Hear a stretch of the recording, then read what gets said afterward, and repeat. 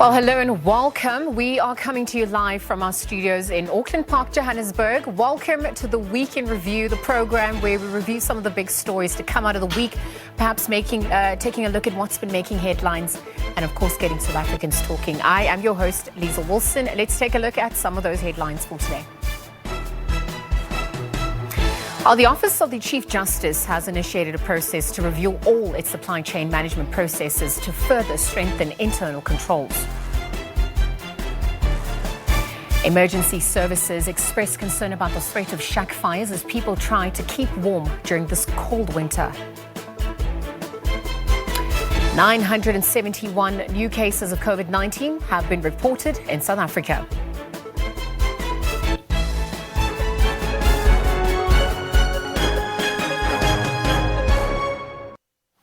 Right, those were a look at your headlines. Let's get into some of those top stories now. Some of the residents of the small town of Bela Bela have expressed mixed feelings regarding the private game auction underway at Palapala Farm in Bela Bela. The rare Angole cattle is amongst some of the wild animals on offer at the auction taking place at the infamous farm. Our reporter Kailee Kumalo and video journalist Solesani Libebe are in Bela Bela. As the private national auction at the infamous and controversial Palapala Farm just outside Bela Bela gets underway, we are now reporting from the central business district of this very small town, Bela Bela. I am joined by some of the locals who are operating taxis. I have Sir here who was informing me earlier that he's got opinions about the whole scandal, the whole political wildfire surrounding Palapala Farm. Ntate Lekai?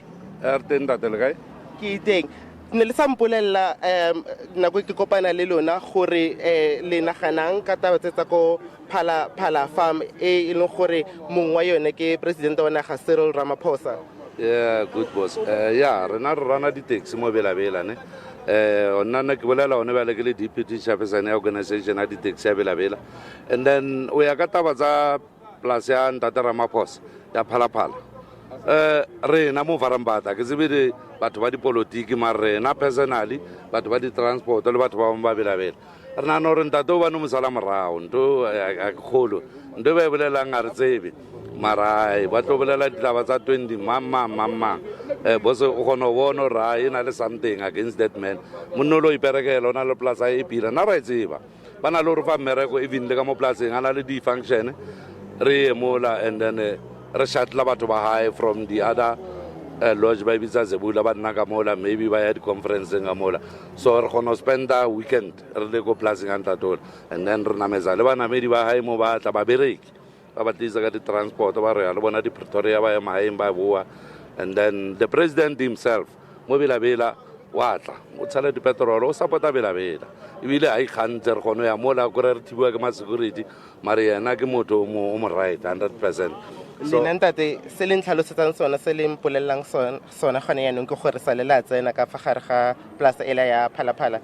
Exactly boss nna ka mo Palapala re tsene re shatla Ramaphosa ana le Ramaphosa le family ai ba dile di function yana sometimes and then ra bereka mostly hardly le mo plasing gore hona le mereko o tla mo rena mo taxi industry re ba fa di koloi di bereka go dinna bo 3 days bo 4 days so nna go plasing ya Ramaphosa ke ntse I even sit le president mo tafoleng e one re ja di breakfast di lunch le everybody we take a morning walk le yena re le badudi ba Bela Bela re berekela mola so le naganang gore batho ba re tshwanetse a bolele gore go diragetseng ka bosenyi bo bo tlhagileng ko plasing ya gae ka February 2020 gore a fe baagi ba Afrika Borwa tshedimosetso ka botlalo gore go ka bo go diragetseng lona le bona ka re ke ntwe e le gore president o tshwanetse a bolela ka yona ore ke morero wa gae o mo private that one chief ke na no re private nna bele ka modudi ke se motho wa dipolitiki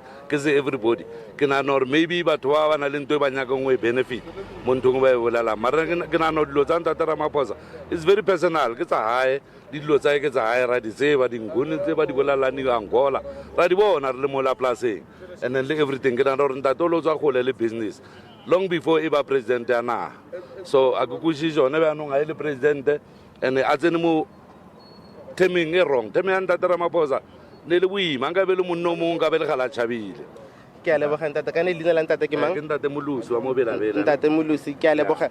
I'm going to now speak and move and see if I can speak to other residents here of Belabela. Hi sir, how are you doing? Fine, and how are you? I'm doing well, thank you. Today at Phala Farm, which has come under the spotlight after it was alleged that close to $4 million about 61 million South African rand were stolen from the farm in 2020. What do you think about that as somebody who lives within close proximity of the farm? Okay, nna ke modudu wa Belabela. Nna ke no bona ka tšhelete ba bolelang ka yona mo ba no bolela ke ntho ba no gore ha ke tshepe pila ka Ramaphosa ke motho ba no mo Belabela mo phela shapo phela le rena pila le rena e se fire bereka ka dilotse ra ya go yena re tsia batho go yona re ira ntongwe le ngwe le yena. So na I think or maybe ke di accusation fela mo so I don't think gore Ramaphosa dilo tse dintse tse ba maccusang ka tsona go ba no re ya irala le naganang gore today ba rekisa kgomo e bitswang ankole le tse dingwe ko plaseng ba tswela pele ba rekisa and di bitsa tšhelete e ntšhi le naganang ka seo? Ka tse ona mo ke mo ba nngwe re ba le mathata ka tsona ke tse ba nngwe re tse tsa diphoofolo tseo ke tsona tse ba nngwe le rena di tshware pila ka lebaka la gore di dira tšhelete ntšhi but at the end of the day le nna ka mokgwa ba nngwe re nka bea gore Ramaphosa o shapo mara mo ha shapo pila I bona ka lebaka la gore nthomathomo re bolela ka taba tsa gore o bile a ba le mo ba nngwe re trencha batho le ena go phalaphala so a ke itse gore trench tse batho neng go phalaphala ka lockdown. So I think or maybe management wa hae ko na o irile mbyao not maybe yena o irile bya mara management o wile mo ba no re batho ba go phalaphala ba retrenchiwa ba ba. There you have it. These are some of the views that are being expressed by locals here at the Belabela Central Business District. Of course, expressing different views. Some saying that the president is under siege, while some are saying they disagree rather with the whole entire auction. The fact that there are animals that are going to be sold at the farm, of course, at exorbitant prices is, of course, another lucrative venture on the side of the president. We know that the auction, the private national auction, is currently underway just 50 kilometers from where we are. With that, I'd like to take it back to you in the studio. Right, let's leave that there. Now, the news, the Namibian police force has denied claims that it did so-called dirty work for President Cyril Ramaphosa. Instead, they have accused the Justice Department of failing to cooperate with them when they sought a preservation order on properties believed to have been bought with stolen funds. Pressures mounting on Ramaphosa to reveal more details regarding the robbery on his farm 2 years ago. In a comprehensive statement, the Namibian police force said it had identified individuals who were implicated in the Phala game farm robbery. They also traced their bank statements, properties and vehicles suspected to have been purchased from the proceeds of crime. Namibian authorities then consulted the Office of the Prosecutor General to consider a preservation order of assets. But they say the lack of response from their South African counterparts resulted in the cancellation of the preservation order and release of the assets. So far, the Minister of Justice in South Africa says it has yet to respond on the matter pending consultations with its counterparts. While the Hawks say they are not at liberty to speak, an investigation on this issue is still ongoing. The Hawks say once the investigation has been concluded, a docket will be referred to the National Prosecuting Authority for a decision. They'll be able to communicate on it. Opposition parties in Namibia say they still want clarity regarding this matter. There is a very important case in our neighboring republic, South Africa, which we are told our police is involved. The Phala furniture money. Now listen to the question, Honourable Minister. Honourable Minister, it's a very important question, Speaker. President Ramaphosa has called for calm on the issue relating to the robbery on his farm. I've said, let us allow the process to unfold. And Chuguti, now at this point in time, I've had the advice even from MPs, nakwabanye abantu, and I've said, let us leave this thing to unfold, and then at the right time, those issues will be handled. Meanwhile, the Namibian police forces also vehemently refuted the allegations that they tortured suspects who allegedly masterminded the robbery on the president's farm in Limpopo. Kailee Kumalo, SABC News, Johannesburg. Right, for more on some of the top political stories this week, political analyst Dr. Levi Ndau joins us for this discussion. A very good afternoon to you, Dr. Levi. Thank you for joining us here on the SABC. Good afternoon to you, Lizelle. Good afternoon to the viewers at home. Thank you for having me. There have been quite a few stories coming through, making headlines this week. I wonder if we can focus on the report released on municipalities by the Auditor General this week and perhaps just look at some of the alarming stats coming through. To date, only 16% of South Africa's municipalities obtaining a clean audit. I mean, is this a sign of a failing state? Walk us through how this is going to impact us going forward. This is an area of serious concern in the sense that overall, the Auditor General says that there are serious elements of non-compliance, serious elements of poor service, poor record keeping in the municipalities, serious areas of the lack of transparency and accountability. It is more worrying because it is not happening for the first time.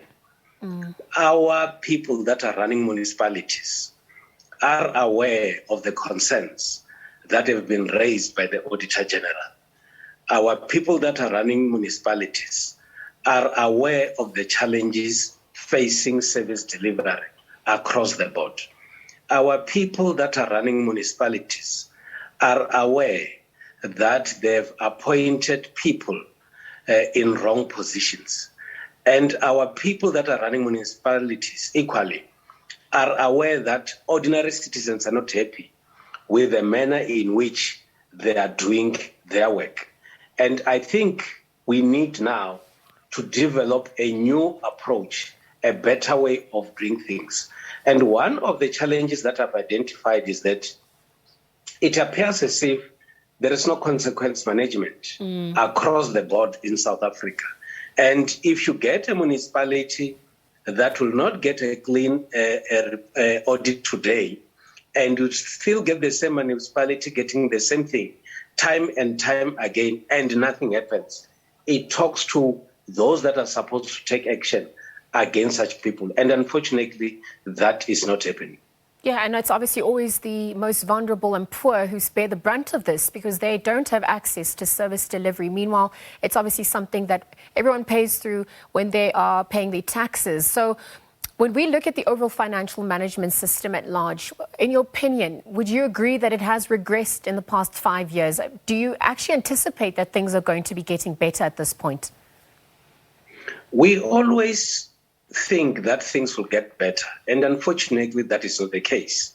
I have listened to a number of people that are leading municipalities whilst they were responding to the report from the Auditor General. They mostly acknowledge that they've got challenges, and some of them would actually celebrate that they've actually moved away from a disclaimer. And that tells you a story that says that we don't appear to be having people that are running municipalities who want to do the best. They would actually settle for less. And that is, if that is the impression that they are sending to society, that society should also settle for less, it means that we're still heading for much bigger challenges. The biggest question one would ask would be that, why would we keep people that are actually not performing properly, and we also see that there is no progress in those people? Yes, I would agree. There are instances where some municipalities have been put under administration, and there are some municipalities where there's been a change of leadership. But the challenge would remain that even when you decide to change certain individuals and replace them with others, in some instances, those that come in become worse, or they actually do exactly what others actually did before they came into the positions. So I think it requires a lot of serious intervention. The challenges are then municipalities, and if nothing happens, we're actually heading for much bigger problems in our municipalities. So let's look at what is on the cards. You speak about a lack of consequence management at this point. And when we look at audit outcomes and perhaps how, they were in such a bad state when the previous administration took over during the 2016-27 period, and it doesn't seem that much has improved since then. What should be done? What should we try to do to turn the situation around? A lot requires to be done. Maybe we need to start. By separating the two responsibilities: the political responsibilities and administrative responsibilities. There is a view that has been suggested from a number of political parties to say that there should be requirements for people to stand when they want to become local councils. If you have local leaders who have no clue about basics of running a municipality, the possibilities that you must still then have administrators who are in the same position as the politicians. And what we actually have in South Africa is that it is very easy for anybody to stand and become a representative at local government. All you need is the South African citizenship, belonging to a political party, and over 18 years. Those are the basic requirements for one to become a representative. So it's a free-for-all activity to become councillors. The very same people who sit in councils might then not be able to make the administrators accountable, because they might not be having a proper clue on what is then supposed to happen. So our politicians and political parties should actually do us a favor by sending the right people who can make a difference in those councils, in order to ensure that administrators do their work properly.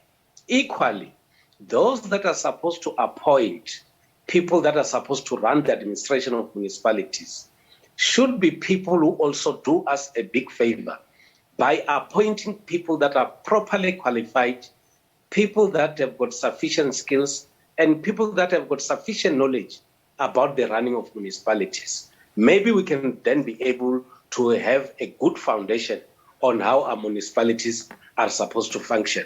Record keeping, doing things in a manner that is supposed to be done in order to be able just to start with the basics. Because what I've actually observed is that on the basics, very small things that one would expect to see happening in the municipalities, those are the things that are not happening, and that becomes a very, very serious problem. Well, Dr. Levi, as we shift our focus then from, what's transpiring in terms of the data emerging due to that Auditor General's report, I also then want to look at, another issue that has come to fore, the World Bank and the loan that made headlines this week as well. I mean, to date, we've seen that the National Treasury has reportedly borrowed over 100 billion rand from the World Bank and the International Monetary Fund to date. And I wonder what the long-term implications are for this, for not only those who perhaps, are alive in this generation, but for future generations to come, who will have to repay the loan based on certain terms and conditions. The biggest question would be, are we then able to service our debts? And of course, I'm happy you're talking about the next generations.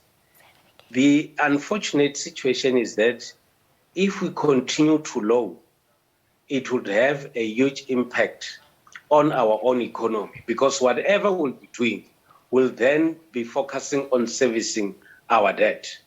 Equally, we also find ourselves in a very, very difficult situation where we desperately need financial resources And the only option that we have is that of loaning money from outside. And the challenge, as you rightly indicated, is that when you loan, the money that you have to repay back has to be repaid with interest, and our own economy is not growing in such a way that we might be able to service our debt faster, and then we get out of that debt. And that has serious implications on the generations that are coming, because we are the ones that are using these financial resources, and these young people that are coming in are the ones that will then be carrying the burden of repaying the debt. And I think if we don't do something about ensuring that we strengthen our economy, we'll always be forced to go back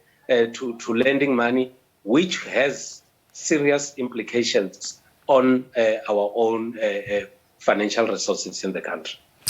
Dr. Levi Ndau, we're going to leave the conversation there. Thank you very much for joining us and taking a look at some of those big stories. I mean, there were plenty more, of course, as the truck strike analysis gets underway. We also wanted to look at, some of the political killings coming through, particularly in the Eastern Cape this week. But we'll leave the conversation there and continue with more news. Again, Dr. Levi Ndau giving us an update on some of the big stories for this week on the political front.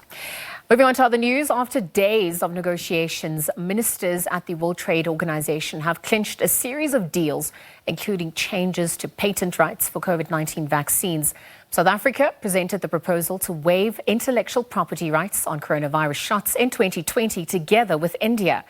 Now, after much debate at the WTO headquarters in Geneva, the final agreement has been slammed by some campaigners as not going far enough to democratize vaccine access, especially for Africa. While SABC news correspondent Rosie Burchard has more. The deal was sealed by all 164 World Trade Organization members after talks that ran well over time, late into the night. Now, under this accord, developing countries will get the right to produce COVID-19 vaccines without the consent of the rights holder for 5 years. Now, the compromise doesn't meet the ambition of South Africa's original request that the waiver apply to all countries. WTO members now have half a year to decide whether to extend this agreement to also cover COVID-19 medical treatments and diagnostics. The People's Vaccine Alliance campaign group has issued some pretty searing criticism of these limitations on the final deal, saying the conduct of rich countries at the WTO has been utterly shameful. It says the EU has blocked anything that resembles a meaningful intellectual property waiver. Now, that statement goes on to claim that, quote, the UK and Switzerland have used negotiations to twist the knife and make any text even worse, and the US has sat silently in negotiations with red lines designed to limit the impact of any agreement. Now, the European Commission, however, its Executive Vice President Valdis Dombrovskis insists that this is good news for Africa, this new deal. In a statement, he argues that the deal agreed allows for incentives for investment and research into COVID-19 vaccines to be maintained. Rosie Burchard, SABC News, Brussels. Right now, South Africa has thrown its weight behind the World Trade Organization's decision to grant the developing world to produce COVID-19 vaccines. Trade, Industry and Competition Minister Ibrahim Patel and his agricultural counterpart Togo Dodiza will brief the media about these developments and more. South Africa and India have been vocal in calling for the trade-related aspects of intellectual property rights waiver to facilitate the developing world to manufacture its own vaccines. Our reporter Kailee Kumalo is standing by for us with an update. A very good afternoon to you, Kaya. Thank you for joining us. Perhaps you could elaborate on what this agreement is actually going to entail for South Africa. Well, by all means, Liesl, it's quite a very landmark agreement. We know that South Africa and India have been really vociferous in calling for this particular waiver to essentially enable the developing countries to have these capabilities. And we do know that in South Africa, you do have some central players within the pharmaceutical sector who have been very important in terms of manufacturing the vaccines. So this is really a shot in the arm, essentially, in terms of enabling the production and Also just making sure that there's industrialization capability as well in the continent. And we do know this comes in the context where we've seen South Africa once again really decrying the situation around the vaccine inequity. So by all accounts, this is going to be a very quite a critical step in terms of making sure that there's equity in terms of the developing world, in making sure that they do tackle the pandemic, by making sure that also they have these, just structures in place in terms of making sure that they are able to manufacture within their own very environment, as it were, as opposed to having the vaccines produced elsewhere. So this is really going to enable their manufacturing capability and just in terms of making sure that they are able to strengthen the fight against COVID-19. We do know that it's still a massive challenge, and we've seen the World Health Organization talking about Liesel, the issue of saying that as much as we do see a significant decline, COVID-19 is still a challenge. The variants every so often will always emerge. Yeah, absolutely, Kaya. And I think on that note, we've also heard from some activists in the health sector, particularly in pharmaceutical industry at large, saying that the deal, in fact, doesn't go far enough as it was proposed by South Africa and India. Could you perhaps give us more details on what they're advocating for then?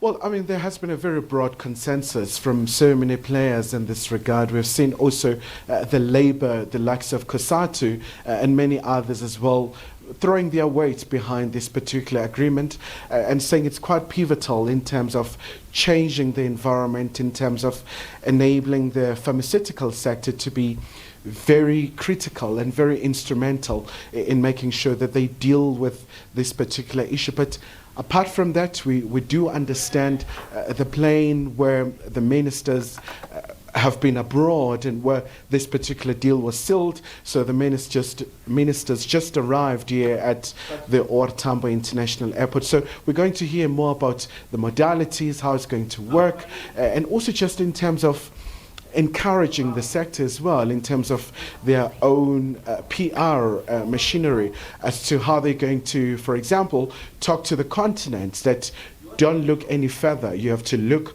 within the African continent. Now we can manufacture these vaccines. We have these capabilities. So we're going to hear quite extensively from the ministers, Minister of Agriculture, Togo Didiza, and of course the Minister responsible for Trade and Competition, Minister Ibrahim Patel. So we're waiting with bated breath to hear those finer details in terms of for example, we do know that when you look at the African continent, South Africa has always been very instrumental in terms of the production, but also you do have countries like Rwanda as well who are really coming on board as very significant players, Senegal as well in terms of West Africa. So in terms of how will this work, we're still really keenly waiting for comprehensive details from the ministers as they've just wrapped up the ministerial conference. Kaya, thank you very much. We'll await those developments as it unfolds. Kailee Kumalo is our reporter, senior reporter, in fact, stationed at Kempton Park. Again, we've heard South Africa now having thrown its weight behind the World Trade Organization's decision to grant the developing world to produce COVID-19 vaccines. Again, we're going to be awaiting to hear from Trade, Industry and Competition Minister Ibrahim Patel and Agricultural Minister Togo Didiza, who will be briefing the media about some of these developments. Kailee is going to be bringing us all that and more. So on that note, let's take a quick ad break and continue with more news and updates on the other side. We'll be right back. Right, welcome back. The Week in Review with myself, Liesl Wilson, continues. One of the stories that made headlines this week is the corporal punishment case that was heard in court on Tuesday. It comes after December 2020 when Section 27, on behalf of the Centre for Child Law and the parents of two young learners ages 7 and 10, initiated a case against the South African Council for Educators for imposing lenient sanctions on two educators who pleaded guilty for assaulting learners in their classroom. To talk to us about this, we are joined by Demi-Michelle Petherbridge, an attorney at the organisation. A very good afternoon to you, Demi-Michelle. Thank you so much for joining us here on the SABC. Afternoon. Thanks so much for having me.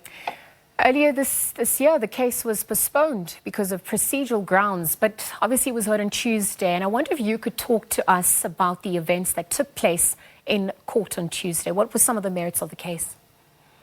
Yes, so at court, all the parties had an opportunity to bring forth their arguments. We had represented, like you said, an organisation called Centre for Child Law and the parents of two young learners who were assaulted in class. SABC had the opportunity to give arguments, and we were also joined by a third party called Centre Children's Institute, who came in as what we call a friend for the court and gave really great evidence on the impact of corporal punishment on learners, and the existence of non-violent disciplinary techniques. From our side, we were really arguing, as you said, that these are extremely lenient sanctions. They're not sending the message that corporal punishment is prohibited in South Africa, and we really feel there needs to be more accountability and a greater protection of learners. For us, we had made arguments like the impact of corporal punishment on learners, the prevalence of corporal punishment, the need for SABC to have not necessarily harsher sanctions, but more appropriate sanctions that are more context-specific, that a cut-and-paste kind of sanction, which is given to educators when they commit corporal punishment, is really not acceptable. We had also questioned SABC's ability to give better sanctions. At the moment, like I said, they're giving very cut-and-paste sanctions, and we think that they have the discretion and the flexibility to give this. So we really believe that the judge had heard our arguments, and yeah, we're expecting judgment in the next couple of weeks.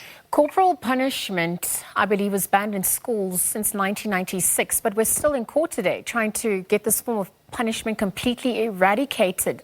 How so? Yeah, it's a very tricky question to answer.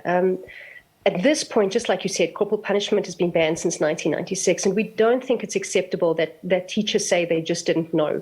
There's constitutional court case law that's also confirmed this. It's in the South African Schools Act.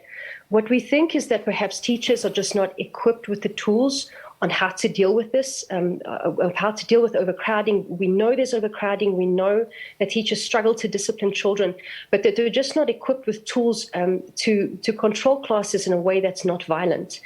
We know that with one of our cases, the teacher had said she was stressed out, which is already an indication that the teachers are perhaps struggling in classes. But corporal punishment should not be an option when trying to enforce discipline. And this case is not about saying no discipline should be enforced. It's just the way teachers are doing this. And so part of our argument was really that in their sanctioning process, teachers be given those tools on what is out there. Should they be going for anger management? Should they be teaching at all with learners? Should they be trained on more non-violent discipline techniques? So we think that perhaps it's a fact that teachers are not equipped.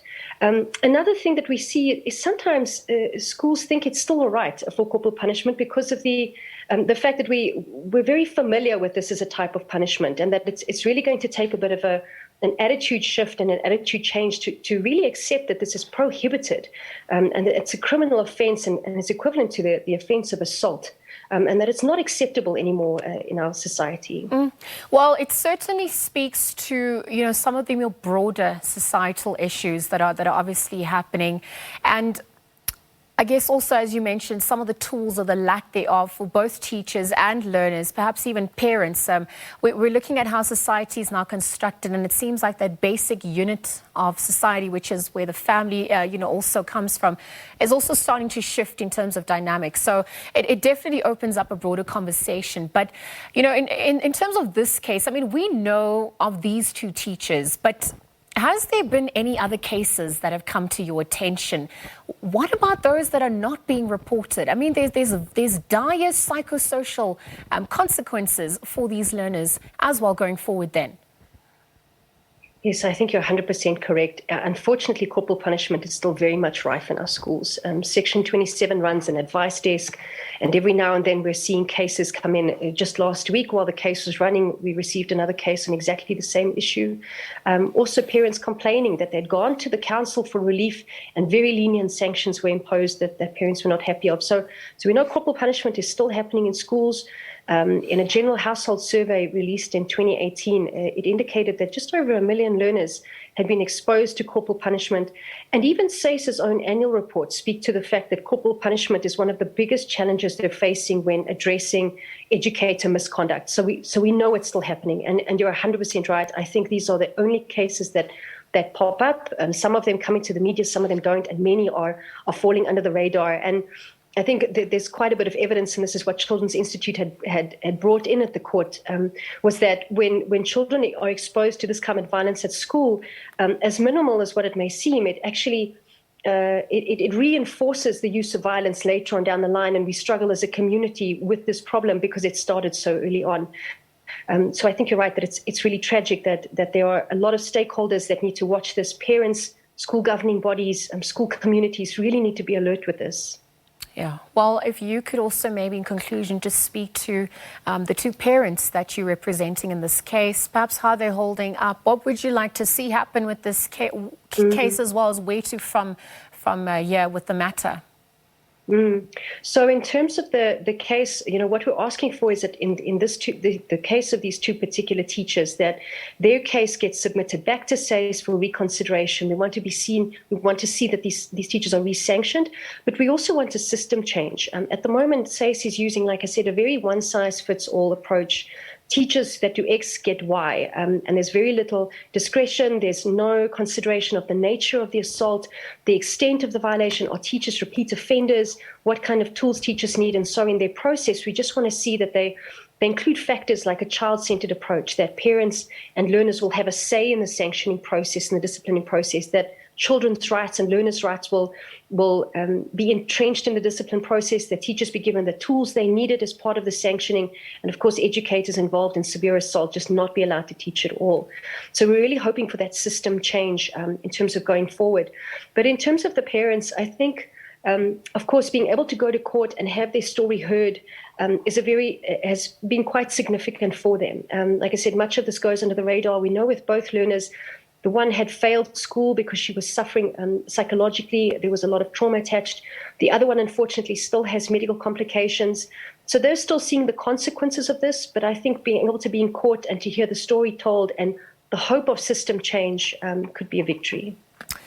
Michelle, thank you so much for your time and for outlining, what transpired this week. Again, one of the many stories that made headlines this week was the corporal punishment case heard in court on Tuesday, which obviously comes on the back of the December 2020 case where we've seen Section 27 on behalf of the Centre for Child Law, where the parents of two young learners initiated a case against the South African Council for Educators. Again, a developing story. We'll wait the judgment on that. Again, thank you very much to Attorney Michelle Petherbridge for her analysis here today. Let's take a quick ad break and continue with more news on the other side.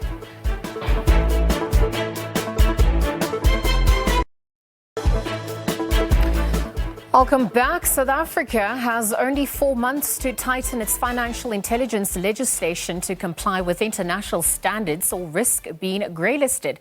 That's the warning from National Treasury as it briefed Parliament's Finance Oversight Committee this week.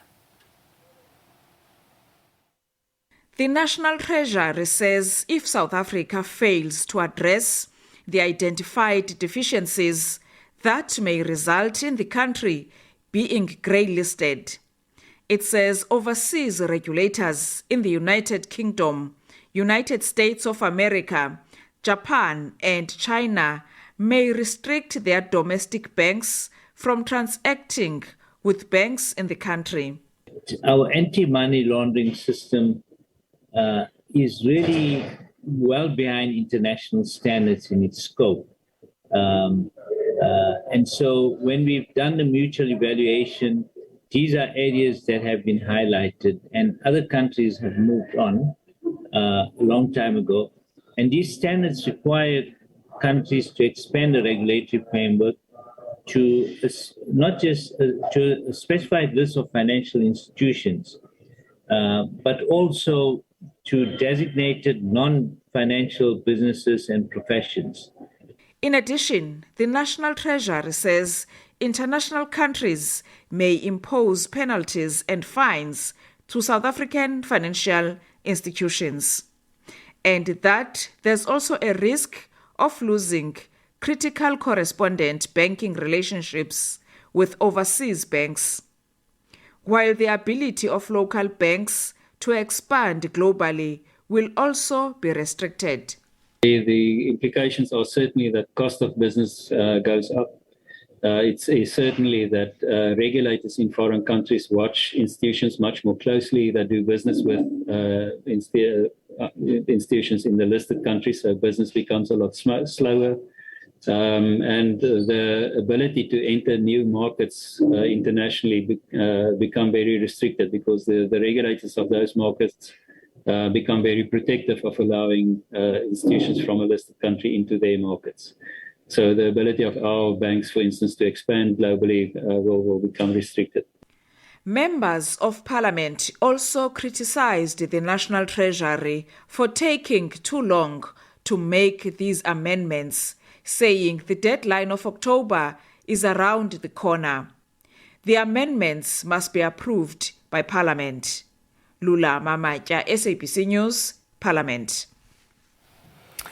Our retired President of the Supreme Court of Appeal, Justice Lex Mpati, has concluded his investigation into the alleged leaking of information in the case dubbed the Abramji SMS Saga. Mpati has found that there is no evidence to support allegations that any information was leaked from staff of the Constitutional Court. Public Protector Advocate Busisiwe Mgwabane had requested an investigation into the nature of an SMS sent by Ismail Abramji to Parliament's legal counsel Andrew Breitenbach. Abramji allegedly gave the outcome of a pending legal matter about Mgwabane before it was released in court. She also said 18 calls were made between Abramji and Justice Kollepin between January and April of 2022. Mpati says the frequency of calls was explained by both parties and concluded that none of the court employees could have leaked any information to Abramji. Meanwhile, the Office of the Chief Justice has initiated a review of all its supply chain management processes. This move comes after a recent report that the Office of the Chief Justice awarded a lucrative IT contract to a company owned by its former staff members. In a statement late yesterday, the office said that the internal review would take 3 months to complete, but the statement added that the Office of the Chief Justice takes its fiduciary duty to manage and also protect state resources entrusted to it rather seriously.